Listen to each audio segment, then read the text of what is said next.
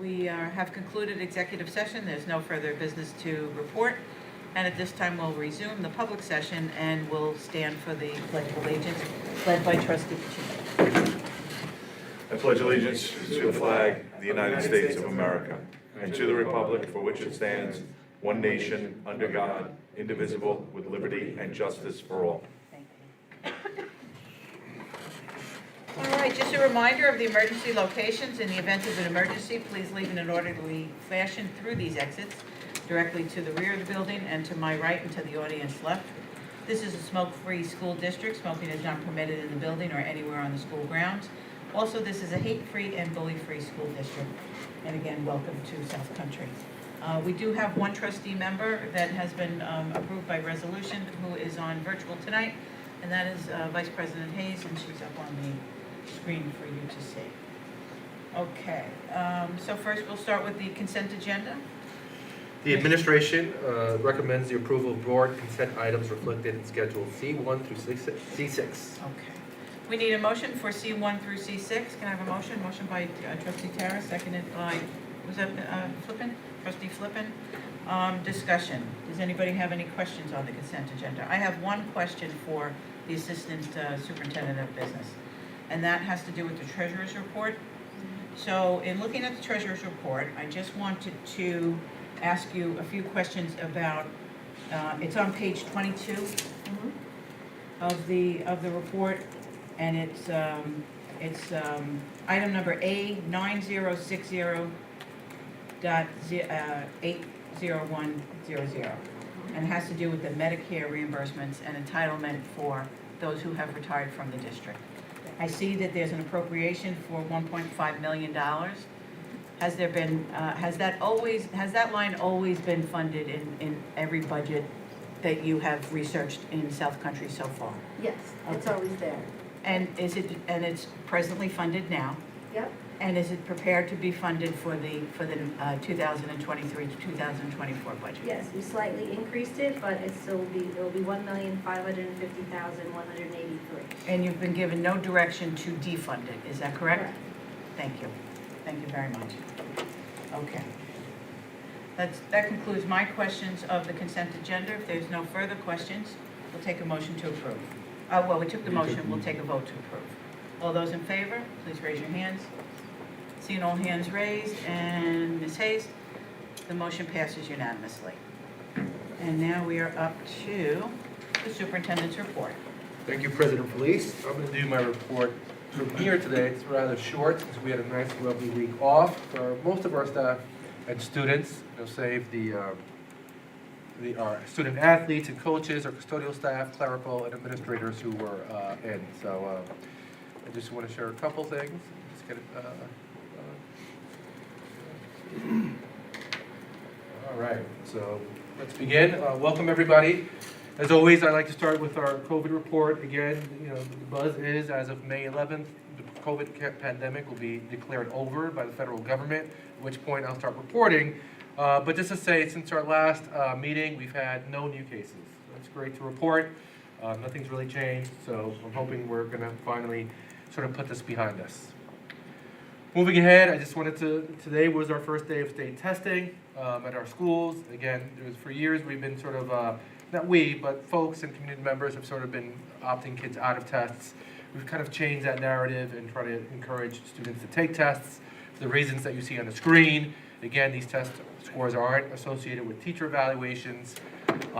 We really want to create accurate baselines for our students based on the adverse effects of the pandemics and student performance. And the truth is that high-stakes testing is a part of life, whether you're a student that aims to be employed, enlisted, or enrolled after high school. There are certification exams, entrance exams, for all walks of life. Even law enforcement, you have to take an exam.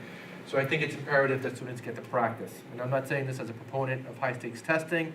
I was not a great standardized test taker myself, but it is a necessary component of our educational journey, and giving students to practice is important.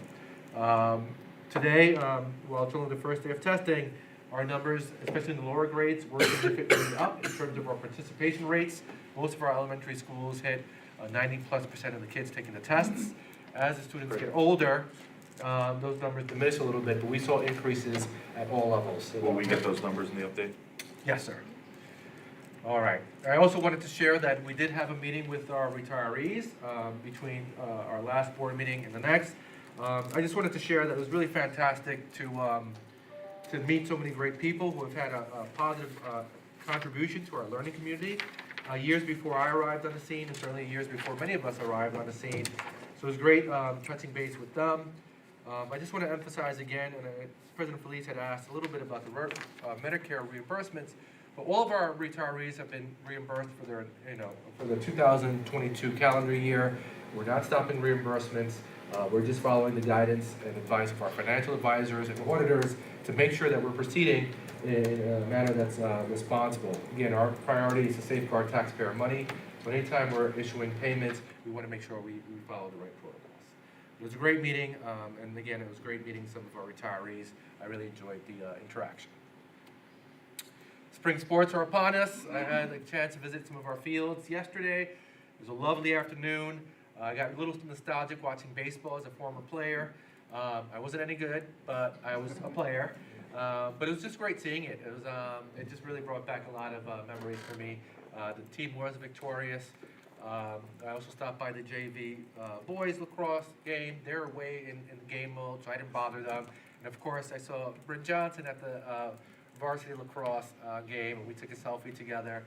You guys have been doing really well. I know she shared that you didn't have a victory today, but there's rumors out there that somehow you're hitting some records in terms of the amount of goals you're scoring.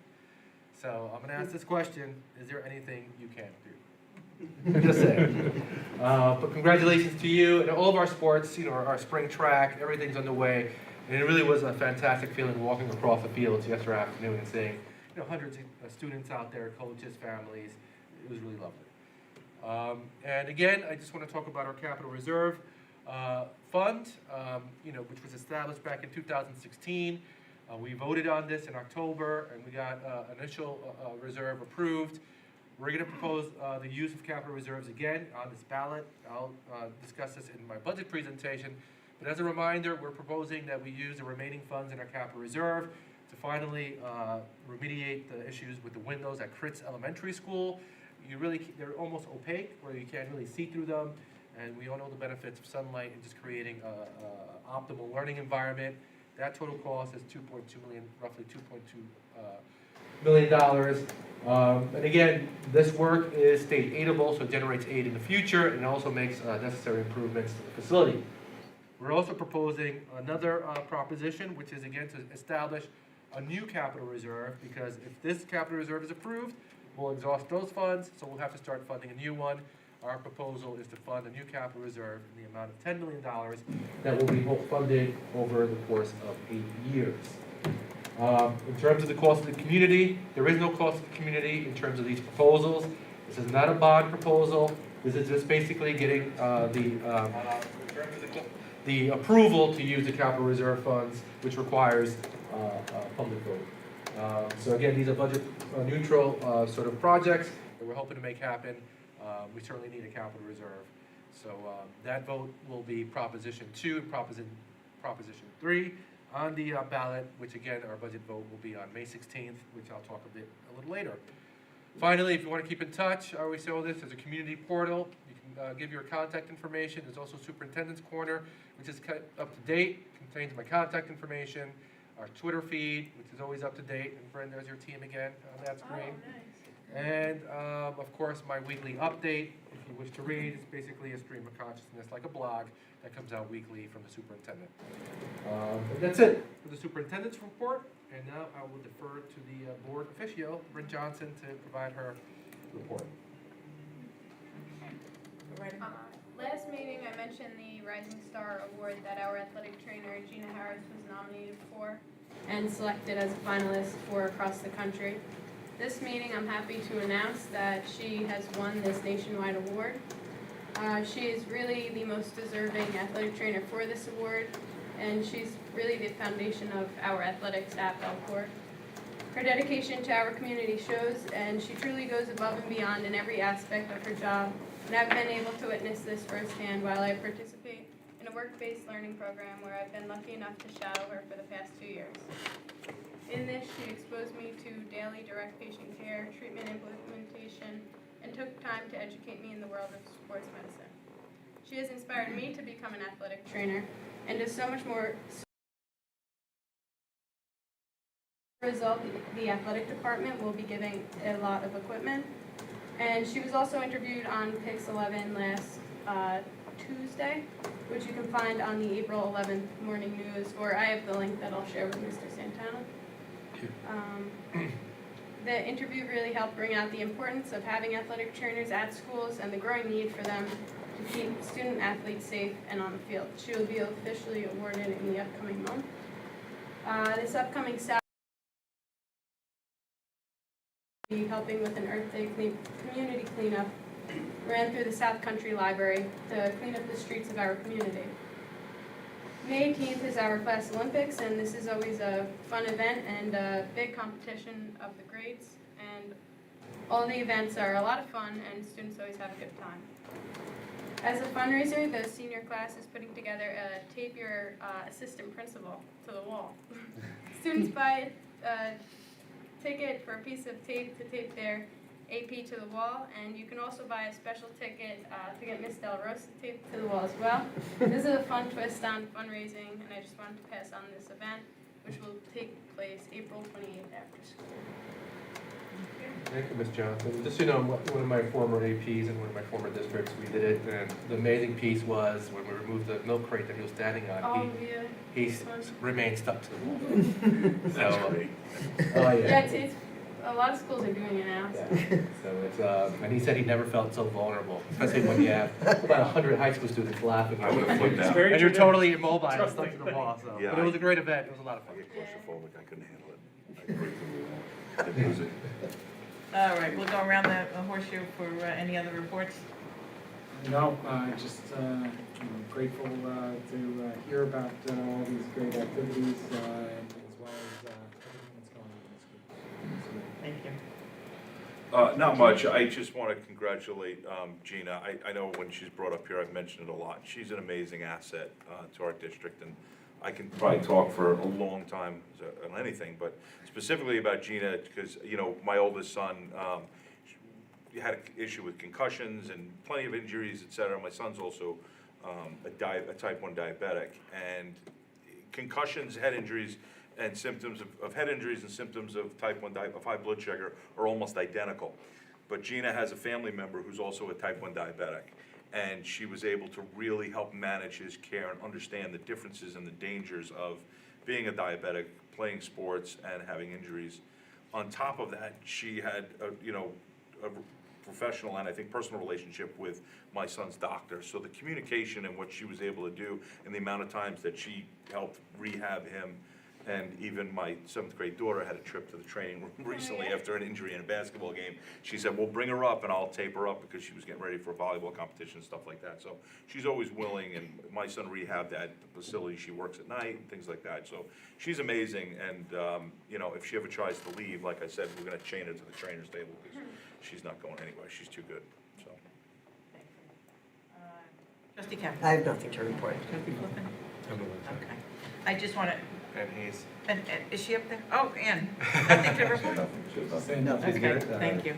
No, I just want to echo the comments that were made about Gina Harris. I couldn't agree more. Since the moment she stepped on our campus, I just thought she was a wonderful addition. And I look forward to many, many more years with her, and also congratulate her for getting this award and getting, as a result, getting more assets for the district. So I know we have an award ceremony that's pending Correct. for her? Yep. Okay. And then I'll speak more to that at that time. All right, at this point, we are up to public commentary for agenda items. We do not have any cards for agenda items, so we'll move to discussion for the budget presentation, and again, for the superintendent. Thank you. I'm going to move up to the podium at this time.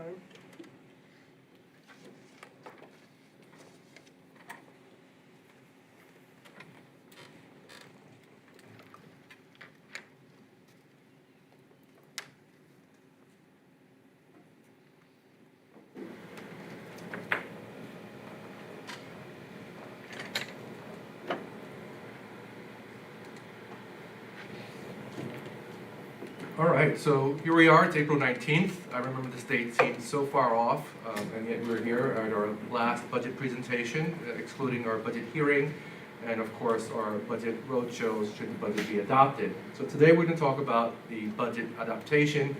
In an effort to do that, I'm just kind of going to review some of the things we discussed already, and also talk about our final tax levy at the end of the presentation. Here we are, it's April 19th, budget adaptation, and again, our budget hearing will be scheduled for May 3rd, which will be followed by the budget vote and election, the school board election on May 16th.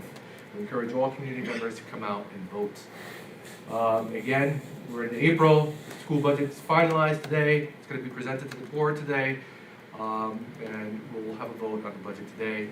And then in May, again, we go and have our budget hearing. We'll have more presentations for community members. I plan on visiting civic associations, the Boys and Girls Club, perhaps a couple other locations just to speak to the budget and to garner interest in voting. Budget process highlights, again, we talked a little bit about some of the challenges that we faced and ways by which we can mitigate some of those challenges. All these presentations are posted on our website, so I'll be very brief. But again, there is a discrepancy between building aid and our debt payments, which can be mitigated by various ways. One of the things we looked at is, again, efficiencies and see what we can trim from our budgets to make the budget more efficient. But really, in all, it's engaging in capital improvement projects is really a key to this equation outside of trying to get revenue sources, outside of the typical revenue sources. To date, we've already approved $2.6 million in capital reserve projects that are underway. We're proposing another $2.3 million roughly for our May vote to engage in more capital improvement projects. We're contracting with Energia, which is a budget neutral way of engaging in capital improvements. And if you put all these projects together, we're looking at an estimated almost $10 million to $11 million of capital improvements that are budget neutral, that will generate aid in the foreseeable future. Obviously, we have to be mindful of our projections, and we'll talk a little bit about a 5-year projection at the end of this, but we did find ways to mitigate this. And what's really favorable is that currently, the district is in good financial and stable condition, and we're really optimistic about the prospects for the future. We also talked about, in our second presentation, the tax cap calculation, which is based on a complex 8-part formula. The tax cap for the school district this year was 4.64%. We'll see where we land at the end of this presentation. Then we spoke about, in our third presentation, budget codes, the 1,000 code, the 5,000 code, and the 9,000 codes that speaks to the administration, which is the overall operation of the school district, transportation, which is transportation A to Z, from kids getting to school, to our athletics, to field trips, and the unallocated 9,000 speaks to employee entitlements and other debt service payments that are the school district's responsibility. In our fourth presentation, we talked about curriculum and instruction, which is a 2,000 code. So that completes the series of codes. And of course, curriculum instruction includes what is taught and how it's taught, who teaches it, what supplies are needed to do the instruction, and everything A to Z, which includes all of our staff. Which leads to our next presentation, which was our staffing presentation, which we analyzed our current staff and made proposals for actually enhancements in our programs. One of our big ticket items, bless you, one of our big ticket items, of course, is the restructure of our 6th grade program to better meet the needs of our 6th grade students. And to really follow a middle school, secondary school model for those kids while ensuring that they feel secure in school and still having them sort of exist as a cohort. We're also adding special classes for our special education students so that we limit the amount of students that we have to send out to outside placements because these students are a part of our community.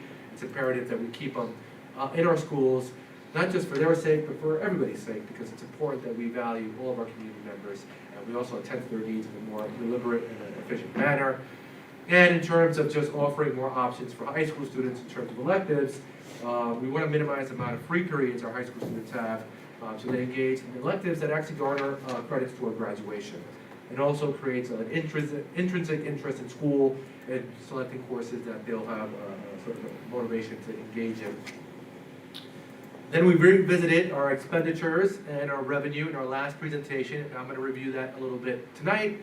Overall, we saw increases in budget lines amounting to a little over $5 million, but we were also able to trim a little over $7 million from other budget lines. The net difference in our proposed budget is almost $2 million, it's about $1.9 million, which was done through careful work and analysis, consultation, and lots of hours. So tonight I'm going to review this in our final presentation, and I'm going to begin again with our sort of board priority, which again was to develop a fiscally responsible and transparent budget, maximizing efficiency and economy, ensuring that the district is using its resources to deliver the best educational program and meeting the long-term range planning goals. I think we've accomplished that. We've included increases that include inflation and cost of living expenses, but we was also engaged in a line-by-line analysis of our overall budget to make sure that we can accommodate for these increases without necessarily increasing the burden on our taxpayers. While there was an addition of a capital transfer caused the tax cap limit to increase, but again, it's important and imperative that we engage in these capital improvements on an ongoing basis. Because number one, it meets the needs of our buildings to make sure our facilities are updated, and again, it's a source of revenue in the long term. The use of our reserves is an important budgetary component. I'll speak a little bit about that when we look at our 5-year projections. But again, the idea is you use reserves and then you replenish them. You use reserves during the course of the school year. At the end of the school year, when we do our fund balance analysis and we do our reserve plan, we see how much we can replenish. And the idea is if you take a little bit out, you put a little bit back in, and you keep your reserves healthy. And currently, they are all in a healthy position.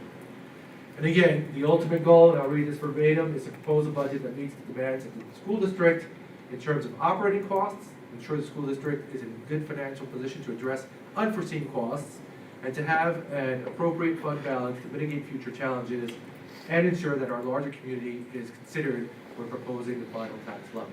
And I think we've done that as well. So the first thing I want to show is when we talked about the increase in staffing, it's part of that $5.4 million in budget line increases includes this increase in staff that again is about accommodating the restructuring of our middle school, additional special education classes, and that's primarily the cusp of the increases. It also includes the addition of a director of technology, which is a much needed position for a district. Ultimately, that's 12.7 FTEs, including our non-instructional staff. That represents teaching assistants that will assist in our special ed program. So again, in terms of budgetary increases, we provided this detail to the board in our last presentation. The increases, again, are based on multiple factors, including inflation, increased staffing, new math lab, music instruments, Chromebook replacement plan, playground equipment, a new scoreboard, field trips, or funding for field trips, and again, staffing to accommodate the new 6th grade program, special classes district-wide, a director of technology, and the capital transfer line. And the free lunch program, right? The free lunch program is embedded, correct. And in fact, we already started the process for applying for that benefit for next year. So we're still asking families to fill out that free reduced form? Yeah, that goes without saying. It's always in a school district's benefit for as many families to fill out free reduced lunch forms, always. So it helps us in many regards. But that is, yes, absolutely, that's a CEP plan that's in our budget. Are we going, I'm sorry, on that one thing, are we going to be, is there an issue with how we can allocate those funds if and when the state does pass there's some chatter in Albany that's gaining significant traction that lunch will be free for every kid in the state. Right. There's a chance it's going to be in the budget bill. Yeah, so that basically becomes part of our fund balance. Again, we're budget for it because we don't anticipate, it's not that we don't anticipate. No, I get it. I'm we just can't saying, it's not guarantee like that. in the C fund where we can't No. move it out. No. That's what I'm getting at. All right. So again, the 1,000 codes are reflected here, 2,000 codes, which I mentioned already, 5,000 and 9,000. Again, that's administration, curriculum and instruction, transportation, and the unallocated funds, which again are entitlements. In all, as I mentioned, is about $5.4 million in increases based on all these factors. So how do we pay for this? Well, there was reductions as well. Our reductions were based on multiple factors, including a 3-year analysis, contractual changes, diminishing requests for BOCES contracts, and adjustments which still cover our operating costs and allows for contingencies. So again, these cuts don't represent cuts to services or staff. In fact, we're able to maintain our programs, enhance our programs, maintain our class sizes. But in all, we were looking at, before I give my total, Again, I just want to emphasize that the budget is a tool. It doesn't represent actual expenditures. It's the maximum we could spend for these particular costs. So what I just said. So the amount in each school budget budget code again represents the maximum, which I just said. I'm being repetitive. I apologize. Then once the school budget is adopted, I like emphasizing this. The idea is that you don't spend your max. You try to be as efficient as possible. And I always like using the analogy of a home budget. If you allocate yourself $100 a week for discretionary spending, your goal should be not to spend $100. You know, it's basically what you need in case there's unforeseen things. But if you end up spending 95, that means you have a nice little fund balance or something left over at the end of the week. That's basically how we approach it. Once a budget is approved, the idea is not to spend the maximum amount and try to be always as efficient as possible. Monies, again, left over, or fund balances as we call them, are used to fund our district reserves. So they go into our savings account, which is basically what reserves are. There are savings for really specific purposes. And finally, just a reminder, New York State allows school districts to have up to 4% of unallocated fund balance, which means it's monies that we can apply in different areas, up to 4% of our overall budget. So through this process, through careful analysis, we were able to trim $7.3 million, almost $7.4 million from our budget. Again, this does not represent actual cuts to programs, but rather just looking at it with a fine-tooth comb, spending lots of hours making this analysis. And I'll explain a little bit more about how we're able to accomplish this without sort of changing our programs.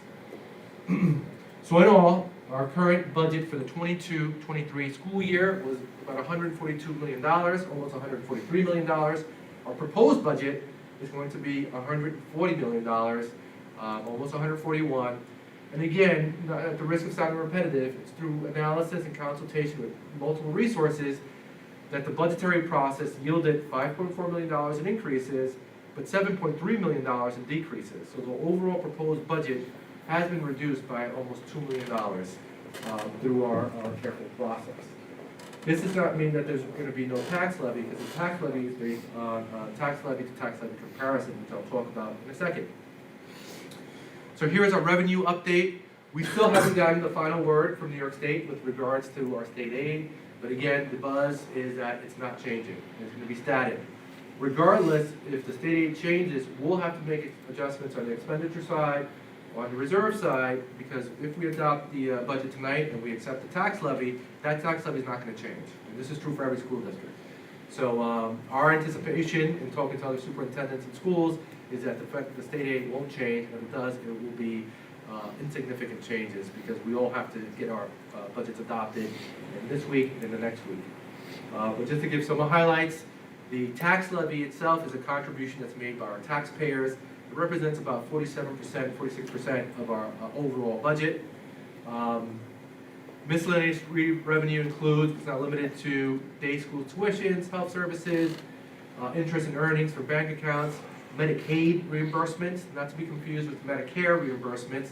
These are reimbursements for students who receive services through special education that are Medicaid reimbursable for our needy families.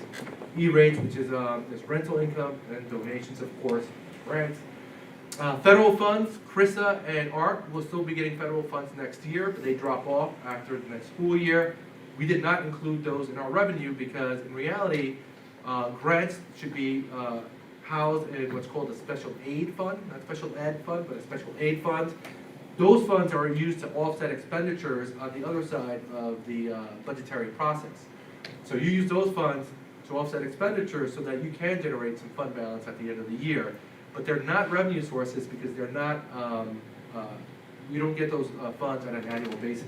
The CRISA and ARP funds were given to us for a couple of years, and again, next year is the last year we'll be having those grants available to us. And finally, the use of reserves. As I said, we use reserves to offset expenditures, and if we're smart and we do our due diligence, the idea is you use reserves and then you replenish them sort of in a simultaneous sort of action. So at the end of the year, the idea, when you're living in robust times, is that your reserve balances don't change, with the exception of using capital reserves. Because obviously if we engage in capital improvement projects that cost $2 million, we're going to use reserves, and the reserves will, the balance will drop by that amount. But I do have a sort of comparison of the reserves in the upcoming slide. So finally, what is going to be our final tax levy? Again, here is our proposed balanced budget. If you notice that the expenditures match the proposed budget. Our proposed budget is $140 million, $882,000, or $140,882,000. Brandon, it's been a long time since I've been in high school, and I don't know why I had so much trouble saying that number. But it's a big number. So, but again, we're representing a decrease in about $2 million. But if you look at first, the tax levy for the proposed budget is based upon the difference between the current tax levy, which is about $65 million, and the proposed tax levy, which is going to go up to about $67 million. This is the taxpayer share of our revenue. And despite the budget going down, this component of our budget increases. This happened in our school district a couple of years ago where there was a tax levy increase and an overall budget decrease.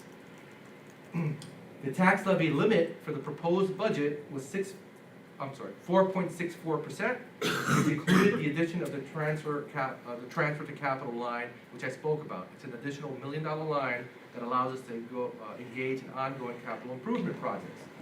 The tax levy limit would have been 3.12% if we did not include that capital transfer line. So that capital transfer line impacted the tax levy limits. So I wanted to be transparent and show both limits. Even if we didn't include it, the tax levy limit would have been 3.12%. And finally, our proposed tax levy limit is going to be 2.75%, which I believe is fair. It covers our budget, covers our programs. It allows for the enhancement of our middle school programs. It allows for us to maintain class sizes. We're very healthy, and we're very fortunate to have the class sizes we have. The average, from what I understand, on Long Island is somewhere around 2.4%, 2.5%, so we're not that far off about the average. And again, this is a sufficient tax levy to sort of keep us in a good financial position moving forward. Speaking to that, we also put together a 5-year projection based on the proposed budget. This is a budget-to-budget comparison that we did, and it's based on assumptions. I want to caution the Board of Trustees and anyone listening in that projections and proposals are just that. They're projections. It's hard to predict what's going to happen a year from now, 2 years from now, because things can go both ways. In terms of understanding these projections, they were based on an average 2.5% tax levy for the next 5 years. That's not saying that that's what we're going to propose, because the budget process is a new process each and every year. But assuming it's around that, with the exception of this current year, or the proposed 23-24 year, which is 2.75, we increased the revenue based on a levy of 2.5%. We also increased expenditures based on inflation and sort of consultation and looking at different data to account for increases or incremental increases as they go up. If you look at the state aid, we took a very conservative approach and only increased that by 1% on an annual basis, because again, we don't know what's going to happen with the state. And again, these things can go both ways. The federal government can decide that public schools in New York State need more funding for whatever reason, and they may provide it to us. The state may go into some sort of, because they too are losing federal funds in the 24-25 school year, so our state aid may decrease. So again, this is just projections based on our best knowledge and data and forecasts. So if you look at our beginning fund balances, currently we have about $35 million in our reserves. At the end, the projected end balance is going to be about $37 million, so that balance will increase. And you can look along the line through the 5 years to see that the fund balances seem very static. The only exception I want to make is that if we use capital reserves, and when we use them, so we already have $2.6 million that has been approved, that will come off those balances. And then when we establish new capital reserve, we'll replenish that as well. But that's not including the use of the capital reserves. And when you look at the deficit in the 2027 school year, it sounds very futuristic. It's a little misleading because it doesn't mean that we're going to be short monies to operate the school district. When you look at a budget projection, based on projections, there's going to be a deficit. But if you look at the fund balances, it doesn't really adversely affect our fund balances. We just won't be replenishing as much if things go like this in that particular school year. The following school year, some of our debt payments fall off. This is 2028, which means that we're going to be replenishing at a greater rate again. And that's where you see the difference in the deficit jumping up from a negative number to almost $2 million. That's because debt payments end. And hopefully by then we'll be receiving more state aid from our capital improvement projects. So yeah, to say that, there are not challenges would be false. There's always going to be challenges because we cannot predict the future. We don't predict, what the financial situation is going to be of New York State aid. But on the flip side of that, there's also positive things that happen, especially during election years and with the federal government and funding schools. But based on our best knowledge and data, we wanted to give the Board of Trustees kind of an outlook and projections that include not just our budgets, but our fund balances moving forward through the next 5 years. And that concludes my presentation. So if you have any questions, oh, I'm sorry, one more slide. So what's going to be on the budget vote ballot? Proposition 1 is the approval of our tax levy at 2.75%. Proposition 2 I spoke about in my superintendent's report, which is the use of our capital reserves. It's the money that we have sitting in our general fund right now that needs voter approval for its utilization, and that will cover the replacement of all the windows at Critz Elementary School. And then Proposition 3 would be the establishment of a new capital reserve, because if Proposition 2 is approved, we would need to start a new capital reserve, so we start gathering money for future projects. And that concludes my presentation, so I open it up to questions. Again, I want to remind everybody, budget hearing on May 3rd, budget vote and board election on May 16th. Thank you very much. Yes. And could I call your attention back to slide 10, please? Sure.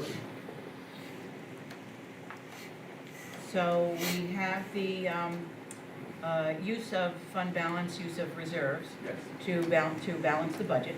Right. And I'd like confirmation from your assistant superintendent as well. We just approved the January treasurer's report tonight. And in the January's treasurer's report, we have $18.9 million in funds available. So with what you anticipate encumbering to get us to the end of the school year, because we still have, February through June for that money, you comfortably anticipate that this $6 million 6,750,000, thank you, will be adequately covered in those available funds. Yes. Okay, all right. Everybody heard that? Yes. Okay. Thank you very much. That's all the questions I have. I want to congratulate you and your administrative team for putting together a budget that not only stayed within the tax cap, but is much lower than the tax cap. And for writing the transparency and the education of how a budget is put together. I think this presentation was excellent throughout. And I do believe that when you go on the road show, that the residents are going to respond in kind. I think they already have, because in the few that you did, just in anticipation of the budget and explaining to them how your approach was going to be to the budget, I think there was a sense of comfort and a feeling of trust that it was all going to work out. And I do like that you do reemphasize there'll always be challenges, Yes. because we can't predict the future. I'm really very, very pleased with your role in the budget preparation and in your team's role in putting it all together. And I I really know appreciate the the hours comments. you spent. Yeah, no, I appreciate the comments, and those hours were worth it. I think the board knows how I feel about this community. I really do care about it. I certainly don't take for granted using taxpayer money either. And that to me, as a superintendent, inside of all the other things that we do, is, it's an important charge that I have. And I really want to give credit to my entire team, Beth Doyle, Jennifer Saki, and of course Nelson Briggs, because they all had a part in putting this together and helping support me. And also educate me as a first-year superintendent in a new district to understand a lot of the nuances of the budget and to make sure that we did our due diligence to not only put a budget that met the board priority, but that was transparent and that the public can sort of understand. And so we try to do it using teaching methodology. And I'm very fortunate that Ms. Sagi allowed me to do the presentations. I don't know if I gave her a choice. I think she's happy that I did the presentations, but it really was my pleasure. And again, nothing feels better than the rewards of good hard work paying off. And so I'm very confident in the budget. I do feel confident in the trajectory that this district is going in. Again, not to say we're not going to have challenges, but every year is a new year, and we'll meet those challenges as they come. Other board members, do you have questions? Ann, why don't we go with Ann, who's online right now? Go ahead, Ann. Oh, wait a minute. Hold on, we can't hear Are you. you muted? You might be muted, Ann. Hold on.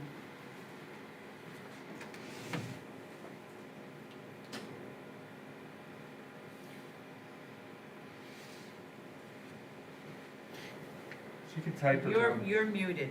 I gotta, there we go. No, we can't hear her. We're back to not hearing her.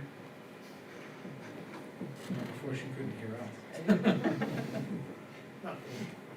Challenges, there'll always be challenges. You always type in the chat. No? There we go. Yes. There we go. Put your volume down. No, I have to mute. Now there's a lot of feedback. Now you're Can ready you to hear go. me now? Yes. Yes. Please proceed. We can hear you, You Ann. know what? When I mute, it shuts her off. Maybe So type don't in the mute it. chat to She's talk. not speaking. Don't I can mute see her, mouth. just She's not even trying to speak, yeah. She's not trying to speak. Just lower the volume. She's- Okay. yeah, Don't mute her. Now you're still gonna get feedback. Now I can Just hear lower your you. volume. All the way low. All the way low. There's a little bit of feedback, I apologize, but try speaking, I think we can hear you. Speak.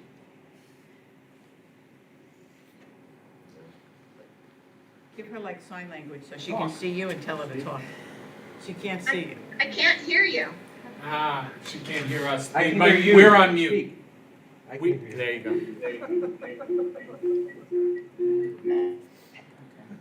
How's your headache, Cameron? It's terrible. Is this helping? Terrible. This is helping. Echo. I'm talking to you. Can you hear me now? Yes.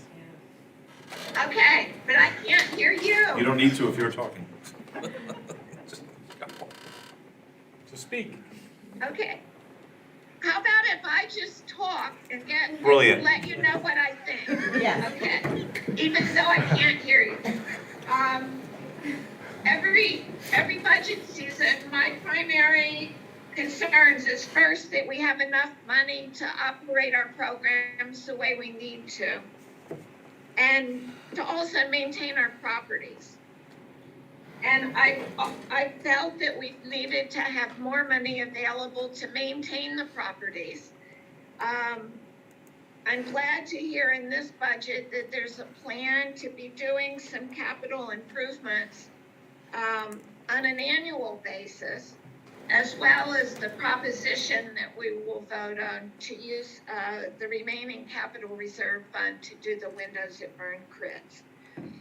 I just wanted to comment about some of the work that needs to be done around the property, because I think that, along with the small class sizes that we've been able to maintain, go a long way to helping with the mental health and the good feeling of attending school by our faculty, our staff, and our students. And this budget provides for all of that, and the plan, as you presented it, means that we can start building on that year to year and just get better and better. And I'm really very glad to hear that, and I thank you for that. Now, do I get to listen to y'all now? Because you heard We me. don't know. I can't hear you. Just turn off the mute on that one. You're watching on YouTube. Turn off, so you're gonna, Hold your ears. can you hear us now, Ann? Okay, all right, so now you'll be able to hear the rest of the comments. Around the board. Over here, yes. I don't have a question as much as a comment.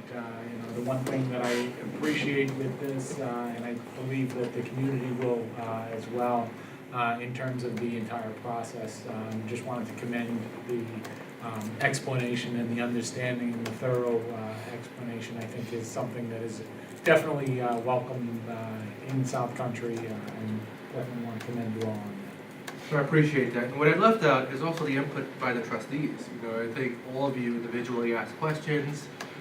Whenever we share these presentations, and we try to do it as expeditiously as possible, you have fantastic feedback for us, which helped sort of garner this. So this was not just, I don't think it's just a reflection of the administrative team, it was also a reflection of the Board of Trustees. And asking those hard questions and really making us dig deep. Welcome, certainly helps us make our jobs better. And of course, appreciation for your patience when I ask those questions. And don't expect we'll lighten up. I don't want you to. All right. If that concludes the questions, then we go. I got a couple. So I guess the first thing, in regards to what's happening in Albany with the budget, right? I know the talk a lot is that, it shouldn't go down. Correct. It may go up, probably not by much, but this fight looks like it's gonna go on for a while. So I'm a little nervous, right? There's two sticking points, right? Bail and housing. So, and the housing thing, by the way, is a major threat to school districts. So, like, that's something I think we all should be watching. If the housing gets more condensed, more kids, less revenue, et cetera. So, I guess my question is, have we, whether it's the legislative committee or have we been communicating with our legislators on the budget process and what's happening so that we're sure? I mean, I know I'm getting updates and I'm passing along what I get, but I should know if we had any conversations with our local legislators. So, not with local legislators, I haven't spoken to superintendents, they're doing their advocacy. Because obviously, when you don't release our state aid numbers, it really hinders our ability to be as accurate as possible.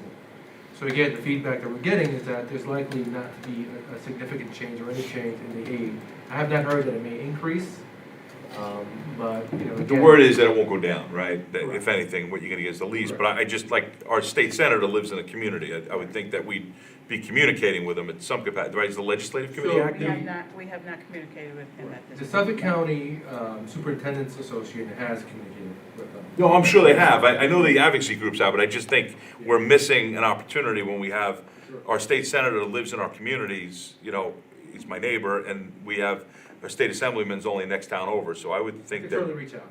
Yeah, I mean, it's late now, but if it drags on, we really would like, it'd be nice to get some inside info as to what's happening. I'll just say as a general statement, that the dollar amount of reserves always makes me nervous. 6.7 is a big number. And if we're projecting that same number going forward, and when you look at the budgets or the fund balance changes, I mean, we're really taking and then putting back in through the budget process, right? Correct. That's the idea. Okay, so that was the first thing. The other thing that I thought was really important to point out here in the 5-year projection, and I'm curious to just understand the basis for this. If you look at 23's budget versus, the projection of 28, maybe you can tell me if are the percentage increases the same across each on what you figured for aid versus taxable? Because it just looks like when you get to the end, man, the local portion is a big disparity between the state's portion. 5 million versus almost 6, 7, 8, 9 million. So that's because for state aid, we calculated a 1% increase each year, which is pretty conservative. Okay, so you And don't think you kept up with 2.5%. what it should, okay. Yeah, That makes sense. 2.5%, and local also includes pilots. And that's what I was gonna ask you, does local include the pilots? And so if local includes pilots, what assumption are we making when Caithness falls off? Because I know we've been told it's going on the tax rolls, but anything can happen. It's 2029. It's 29? Yeah, so it'll be the 28-29 school year, which is. I thought it was which is 26. Okay, my mistake, I thought it was sooner than that. So we'll cross that bridge when we get there. Yeah, no, that's fine. I for some reason, I thought it was in the next 5 years. And then I had another question. So those years represent the end of the school year, so 2028 is 27-28. Yeah, no, I figured that, okay. And I thought I had one more, you mentioned the pilots, and, all right, I don't have, I lost my train of thought, so if I have another question, I'll ask it. But I am, like, it's uncomfortable to adopt a budget without a state budget. And I think, you know, that's a little frustrating, right now, especially. We have no control over No, I get it, but, you know, the further this drags on, anything can happen, so, okay.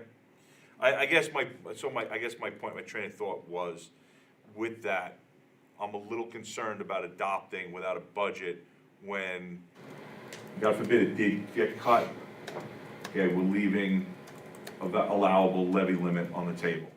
So, are we we're confident that it's gonna stay the same, so I don't wanna panic, but I just thought I get your concern. I don't know if there's a reason to panic, you know. No, I don't think it's time to panic yet, but listen, they just extended for the third time, right? Each one extension costs a little bit more, and I don't see the proposed budget backing out by that 1.8 million every year. So like, where's these additional $1 billion or whatever it is that's getting extended to pay people, right? I mean, I have to imagine that the political fallout of not supporting school districts across the whole state is not something that they want to risk.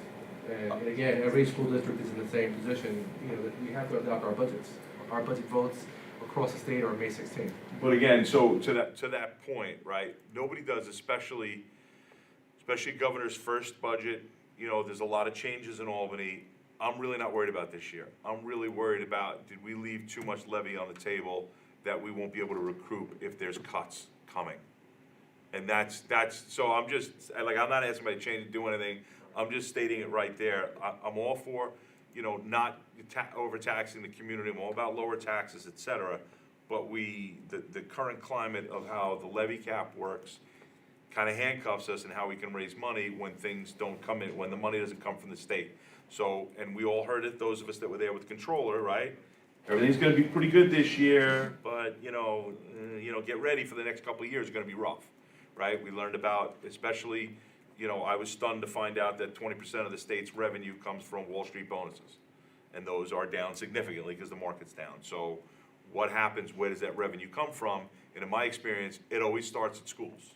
That's where it comes from first. So, put it out there that I just, when we have the ability to go to 4 point something and we're at 2.75, I'm gonna hold my breath because I do think that potentially can hurt us down the road. That's all. I appreciate it. Any other questions of the budget? The budget does require a roll call vote, so if there's no further questions, we'll take, so do we need to take the motion? You have to have a We motion. have to take the motion in a second, and then the roll call. Do I read the resolution first? Yes, please. Resolved upon the recommendation of the superintendent of schools, the Board of Education hereby adopts an expenditure appropriation of $140,882,000 to operate the schools for the 2023-2024 fiscal year and presents such appropriation to the district residents for approval on May 16, 2023. So having heard the resolution and the resolve, is there a motion to approve? We need a motion and a second to approve the budget. Motion by trustee Tara Kavanaugh, and seconded by trustee Barry. Okay, no further discussions? Then the clerk, would you proceed with the roll call vote, please? Okay, Joseph Barry, Aye. Raphael Flippin, There's the verb, right? Tara Kavanaugh, Aye. Chris Puccini, Yes. Karen Trent, Yes. Ann Hayes. Did you hear me? She said yes, even though we didn't hear her. And Cheryl Felice. Yes. So it passes. Thank you. Just announce the vote that it passed. Okay, so the vote passes unanimously. Thank you. Thank you. Thank you, trustees, for the vote of confidence, and now we're gonna hit the road with our budget roadshow. We're gonna post our schedule of presentations. I'm hoping to hit different parts of our community, including a couple of civic associations. I've already have a date booked at the Boys and Girls Club for May 1st. I'm also gonna try to make arrangements to do a Spanish language presentation at the St. Joseph the Worker Church, which a lot of our Spanish-speaking families attend. That's a good idea. So, so I'm trying to get the word out and promote our budget and really to encourage voting. You know, we can't tell people how to vote, but we can certainly encourage them to vote. Thank you. In the interest of time, because we've had long meetings, We'd like to take the remaining items as a consent agenda, items G, H, and I. So if you wouldn't mind just making those recommendations, and we'll take that, District Clerk, all in one vote, okay? GH and I. G, H, and I'll I, read it aloud. okay? President, please, we ready? We are ready. So the administration recommends, and there are going to be commas, I'll repeat again. Administration recommends approval of curriculum items G1 through G4, business items I1 through I19, and personnel items H1 through H4. Can I repeat, or I'll repeat it one more Yeah, time. repeat it. one more Administration recommends approval of curriculum items G1 through G4. Personnel changes reflected in schedules H1 through H6, actually. time.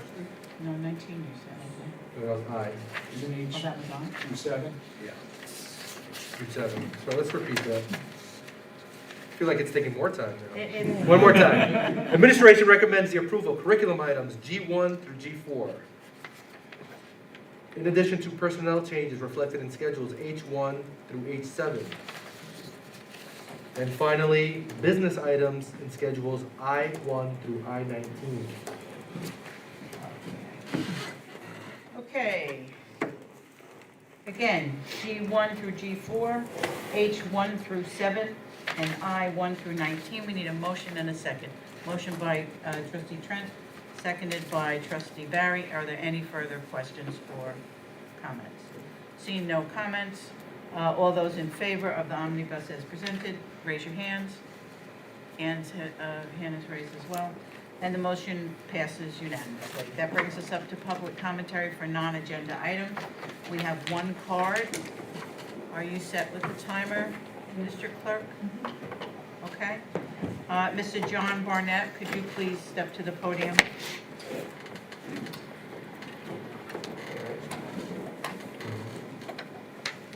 After attending the April 6th meeting hosted by Superintendent Santana, I left the meeting in a very positive manner. The information that was communicated and the background information cleared up a lot of matters. It was actually refreshing for it. I realize not everyone's happy with a compromise solution, but that's compromise. And I found it very acceptable.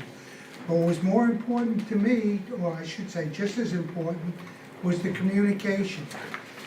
I've been in this district a long time, and I have to say communications has been lacking in the past. I realize Mr. Santana wasn't around. Took responsibility for the lack of communications, and put it bluntly, had that communications taken place earlier, a lot of the major concerns and the misinformation could have been avoided.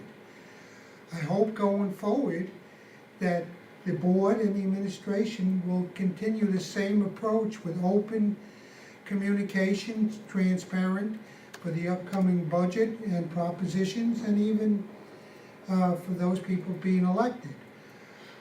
I want to thank Mr. Santana for looking at the concerns, the concerns of the retirees and the impact it would have.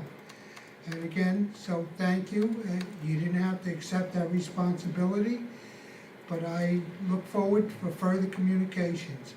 I yield my 1 minute and 15 seconds. Thank you, Mr. Let me Barnett. just say this, I appreciate the comments, it was my pleasure. Just so you know, my undergrad degree is in communication. So, no, it really was my pleasure. I got to meet great people, and I did feel badly about the situation. So the best approach is really to be open and transparent and talk it out. I was glad to have hosted the meeting. It really was a pleasure, so thank you for your comments. And that brings us to closing comments by board members. So, shall we begin? Closing comments? None? None? None? Just would like to echo the comments that the superintendent made at the end about the budget roadshow, to encourage the residents to go out and visit those roadshows and learn more about the budget. We cannot ask you how to vote, but we do encourage you to vote. So thank you very much again to you and your staff. And Thank with you. that, we'll take a motion to adjourn. Thank you, Motion by trustees. Trustee Thank you, Trent, Ed Hayes. seconded by Trustee Barry. All those in favor of adjournment? We stand adjourned. Thank you.